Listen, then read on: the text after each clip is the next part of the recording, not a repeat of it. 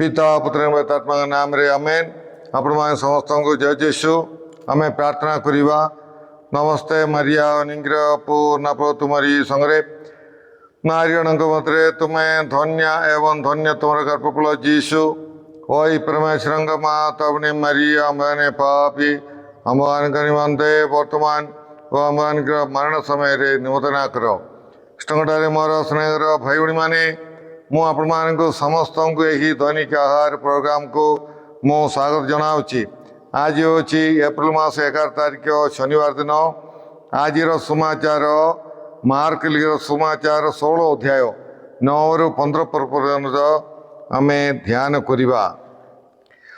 सप्ताहर प्रथम दिन प्रत्युषे यीशु उत्थित हैला परे प्रथमे मारिया मग्दलेन को दर्शन देले जांग ठारू से 7टी भूत विताड़न करथिले। से बाहरी जाई यीशुंक संगे रही आसीथिबा समस्तंकु ये संवाद देले। सेमाने सतबेले शोकाकुल होई क्रंदन करथिले किंतु सेमाने यीशु जीवित अछंती ओ मारिया तांकु देखिछंती बोली शुणी सुधा विश्वास कले नहीं। तत्परे जतबेले सेमानंकर मध्यरु 2 जन गोटिए ग्राम को जाउथिले सेतबेले यीशु अन्य एक रूप रे सेमानंकु दर्शन देले। सेमाने फेरी जाई यही विषय अन्य मानंकु जणाइले किंतु सेमानंकु मध्य विश्वास कले नहीं। तत्परे सही 11 जन भोजन रे बसिथिबा बेले यीशु सेमानंकु दर्शन देले ओ तांकर दर्शन पाइथिबा लोकमानंकर कथा को सेमाने निजर हृदयर कठिनता हेतु विश्वास कर नथिबारु सेमानंकु भर्सना कले। से सेमानंकु आदेश देई कहले तुम्बे माने समग्र जगत को जाई सकल मानव जाति निकटरे सुसमाचार घोषणा करो। प्रभुंगर सुसमाचार। हे प्रभु जीशु ख्रीष्ट तुमर प्रशंसा हे। कृष्णटारे मोर स्नेहर भाई भाई माने यह आम पाई गोटे आश्चर्यर विषय होची जे यीशु तांगर पुनरुत्थान परे सर्वप्रथमे जने साधारण स्त्री को से देखा देले। आउ एतिरु आमे समाजर निम्न स्तर लोक मान ईश्वरंकर विशेष प्रेम आमे देखि पारिछु। माने यहूदी समाज रे स्त्री लोक मानकर स्थान एते गुरुत्वपूर्ण नथिला। यही परिस्थिति रे यीशु पुनरुत्थान परे सर्वप्रथमे मेरी मग्दलेन को बा जने नारी को देखा देबा यह ईश्वरंकर माने समाजर निम्न स्तर लोक मानक पाई स्त्री लोक मानक पाई यीशुंकर विशेष प्रेम आमे देखि पारिछु। आउ प्रभु जीशु ख्रीष्ट सही कुमारी माने मेरी मग्दलेन जो प्रेम कुमारी यीशुंक पाई थिला सही प्रेम आमे वो देखि पारिछु। यीशुंकु से एते प्रेम करथिले जे यीशु तांकु दर्शन देले। आउ यीशु मतियो तांकु स्नेह करथिले। आउ प्रेमर शक्ति आमे एठारे आमे बुझी पारछु। स्नेहर शक्ति को आमे बुझी पारछु। आउ स्नेहर महान शक्ति को आम्भे माने मतियो बुझी पारिबा। मेरी मग्दलेन को परी आमे मतियो ईश्वर को प्रेम करिबा। आमे जने साधारण व्यक्ति थिले मतियो ईश्वर यीशु आमको गुरुत्व दियंती। आमर प्रार्थना से श्रवण करिवे आम मान को से गुरुत्व देवे।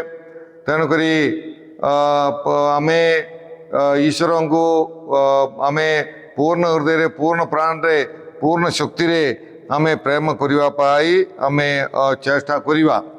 आउ सेपरी मंडली रे आमे स्त्री लोक मानकर गुरुत्व प्रभु यीशु ख्रीष्ट यही तांकर दर्शन माध्यम रे आंभ मान को बुझाती। स्त्री लोक मानकर मतियो मंडली रे बहुत गुरुत्व रोची। आउ सेमाने मतियो ଅନ୍ୟମାନଙ୍କୁ ଯୀଶୁଙ୍କର ବିଷୟରେ ସାକ୍ଷ୍ୟ ଦେବାର ଅଛି। ଏହି ବିଷୟରେ ସବୁ ଯୀଶୁ ଏହି ଦର୍ଶନ ମାଧ୍ୟମରେ ଆମ୍ଭମାନଙ୍କୁ ଏସବୁ କଥା ଆମକୁ ପ୍ରଦାନ କରନ୍ତି। ଏହି ବିଷୟ ସବୁ ପ୍ରଭୁ ଆମ୍ଭମାନଙ୍କୁ ବୁଝାଉଛନ୍ତି। ତେଣୁକରି ମାଆମାନେ, ଭଉଣୀମାନେ, ଝିଅମାନେ ସେମାନେ ଆପଣମାନଙ୍କର ଗୁରୁତ୍ୱ ବୁଝିକି ସାରା ଜଗତରେ ଯୀଶୁଙ୍କୁ ସାକ୍ଷ୍ୟ ପ୍ରଦାନ କରିବା ପାଇଁ ଆପଣମାନେ ଚେଷ୍ଟା କରନ୍ତୁ। ପ୍ରଭୁ ଯୀଶୁ ଖ୍ରୀଷ୍ଟ ତାଙ୍କର 12 ଜଣ ଶିଷ୍ୟମାନେ ଥିଲେ, ଆଉ ଜଣାଶୁଣା ବ୍ୟକ୍ତିମାନେ ଥିଲେ। ସେ ମାନେ ଯହୁଦୀ ନେତାମାନେ ଥିଲେ। ଏମାନଙ୍କୁ ସମସ୍ତଙ୍କୁ ଦର୍ଶନ ନ ଦେଇକି ସେ ଜଣେ ସାଧାରଣ ସ୍ତ୍ରୀକୁ ଦେଲେ। ତେଣୁକରି ସ୍ତ୍ରୀ ଲୋକମାନଙ୍କ ପାଇଁ ଯେଉଁ ଗୁରୁତ୍ୱ ଅଛି ତାହା ଆପଣମାନେ ବୁଝିବେ ବୋଲିକି ଯୀଶୁ ଇଚ୍ଛା କରନ୍ତି। ତାପରେ ପରେ ଏମାଉସଙ୍କୁ ଯାଇଥିବା ଦୁଇ ଜଣ ଶିଶୁମାନଙ୍କର ବିଷୟରେ ସାଧୁ ମାର୍କ ଆଜିର ସମାଚାରରେ ଆମ୍ଭମାନଙ୍କୁ କହୁଛନ୍ତି। ଯେଉଁମାନଙ୍କୁ ଯୀଶୁ ଦର୍ଶନ ଦେଲେ ସେମାନେ ଜେରୁସଲେମ ମାନେ ଯୀଶୁଙ୍କର ଦର୍ଶନ ପାଇକି ସେମାନେ ଜେରୁସଲେମକୁ ଫେରି ଆସିଲେ ଏବଂ ଅନ୍ୟ ଶିଶୁମାନଙ୍କୁ ଆମେ ଯୀଶୁଙ୍କୁ ଦେଖିଲୁ ବୋଲିକି ସେମାନେ ସାକ୍ଷ୍ୟ ଦେଲେ। କିନ୍ତୁ ଅନ୍ୟ ଶିଶୁମାନେ ସେମାନଙ୍କୁ ବିଶ୍ୱାସ କଲେ ନାହିଁ। ଆଉ ସେହି ପ୍ରେରିତମାନଙ୍କୁ ଯୀଶୁ ଭର୍ତ୍ସନା କଲେ ବୋଲିକି ଆଜିର ସୁସମାଚାରରେ ଆମେ ଶୁଣିଲୁ। ତେଣୁ ଯୀଶୁ ଚାହୁଁଛନ୍ତି ଯେ ଆମେ ଅନ୍ୟମାନଙ୍କର ସାକ୍ଷ୍ୟକୁ ଆମେ ଶୁଣିକି ଆମେ ତାହାକୁ ଗ୍ରହଣ କରିବା ଏବଂ ଆମେ ଅନ୍ୟମାନଙ୍କୁ ଯୀଶୁଙ୍କର ଆଦେଶ ଅନୁସାରେ ଆମେ ଅନ୍ୟମାନଙ୍କୁ ସାକ୍ଷ୍ୟ ଦେବା ପାଇଁ ଆମେ ଚେଷ୍ଟା କରିବା। ଯୀଶୁ ଯୀଶୁ ନିଜେ ଶିଷ୍ୟମାନେ ଅନ୍ୟମାନଙ୍କର ସାକ୍ଷ୍ୟକୁ ବିଶ୍ୱାସ ନ କରିଥିବାରୁ ସେମାନଙ୍କୁ ଭର୍ତ୍ସନା କଲେ ବୋଲି ଆଜିର ସମାଚାରରେ ଆମେ ଶୁଣିଲୁ। ସେମାନେ କ'ଣ ଅଛି ସେମାନଙ୍କର ହୃଦୟର କଠିନତାକୁ ଯୀଶୁ ଉର୍ତ୍ସନା କଲେ ବା ଭର୍ତ୍ସନା କଲେ। ଆଉ ଯୀଶୁ ସେମାନଙ୍କୁ ଗାଳି କଲେ, ତୁମେ କାହିଁକି ସେମାନଙ୍କର ସାକ୍ଷ୍ୟ ତୁମେ ଶୁଣିଲ ନାହିଁ, ବିଶ୍ୱାସ କଲେ ନାହିଁ ବୋଲିକି। ତେଣୁକରି ଭାଇ ଭଉଣୀମାନେ, ଆମ୍ଭେମାନେ ଅନ୍ୟର ସାକ୍ଷ୍ୟ ଆମେ ଗ୍ରହଣ କରିବା ଏବଂ ବିଶ୍ୱାସ କରିବା ଏବଂ ପୁନରୁତ୍ଥାନ ପ୍ରଭୁଙ୍କୁ ଅନୁଭବ କଲା ପରେ ଆମେ ତାଙ୍କର ବିଷୟରେ ଶୁଣିଲା ପରେ ସାରା ଜଗତକୁ ଯାଇ ସକଳ ମାନବ ଜାତି ନିକଟରେ ଯୀଶୁଙ୍କର ସୁସମାଚାର ବିଷୟରେ ଘୋଷଣା କରିବା ଆମ ସମସ୍ତଙ୍କର କର୍ତ୍ତବ୍ୟ। ତେଣୁକରି ପ୍ରିୟ ଭାଇ ଭଉଣୀମାନେ, ଅନ୍ୟର ସାକ୍ଷ୍ୟ ଆମେ ଶୁଣିବା। ଆମେ ହୃଦୟକୁ କଠିନ କରିବା ନାହିଁ, ବରଂ ଆମେ ସରଳ ମନରେ ଆମେ ଯୀଶୁଙ୍କର ବିଷୟକୁ ଆମେ ଗ୍ରହଣ କରିବା, ଯୀଶୁଙ୍କର ସାକ୍ଷ୍ୟକୁ ଆମେ ଗ୍ରହଣ କରିବା ଏବଂ ଅନ୍ୟମାନଙ୍କୁ ସାକ୍ଷ୍ୟ ଦେବା। ଆମେ ପ୍ରାର୍ଥନା କରିବା। ହେ ପ୍ରଭୁ ପରମେଶ୍ୱର, ଆଜିର ସମାଚାର ପାଇଁ ଆମେ ତୁମକୁ ଧନ୍ୟବାଦ ଦେଉଅଛୁ।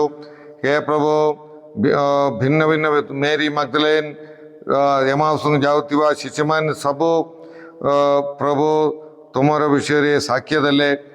ସେ ଆମେମାନେ ମଧ୍ୟ ସେହି ସାକ୍ଷ୍ୟ ଗୁଡ଼ିକ ଗ୍ରହଣ କରୁଅଛୁ ଏବଂ ଯୀଶୁ ପ୍ରକୃତରେ ପୁନରୁତ୍ଥିତ ହୋଇଛନ୍ତି ବୋଲି ଆମେ ବିଶ୍ୱାସ କରୁଅଛୁ। ପ୍ରଭୁ, ହେ ପ୍ରଭୁ, କେବଳ ଯୀଶୁ ହିଁ ଆମ୍ଭମାନଙ୍କୁ ପରିତ୍ରାଣ ଦେଇପାରିବା।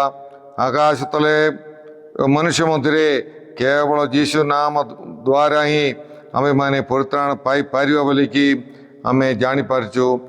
ପ୍ରଭୁ, ଆମର ବିଶ୍ୱାସକୁ ତୁମେ ବୃଦ୍ଧି କର। ଏସବୁ ପ୍ରାର୍ଥନା ଆମେ କରୁଅଛୁ ତୁମର ଯୀଶୁ ଖ୍ରୀଷ୍ଟ ମଧ୍ୟସ୍ଥରେ, ଆମେନ୍। ସର୍ବଶକ୍ତିମାନ ପରମେଶ୍ୱର ପିତା ଓ ପୁତ୍ର ଏବଂ ପବିତ୍ର ଆତ୍ମା ଆପଣମାନେ ସମସ୍ତଙ୍କୁ ଆଶୀର୍ବାଦ ପ୍ରଦାନ କରନ୍ତୁ। ଆମେନ୍। ଆପଣମାନେ ସମସ୍ତଙ୍କୁ ଜୟ ଯୀଶୁ।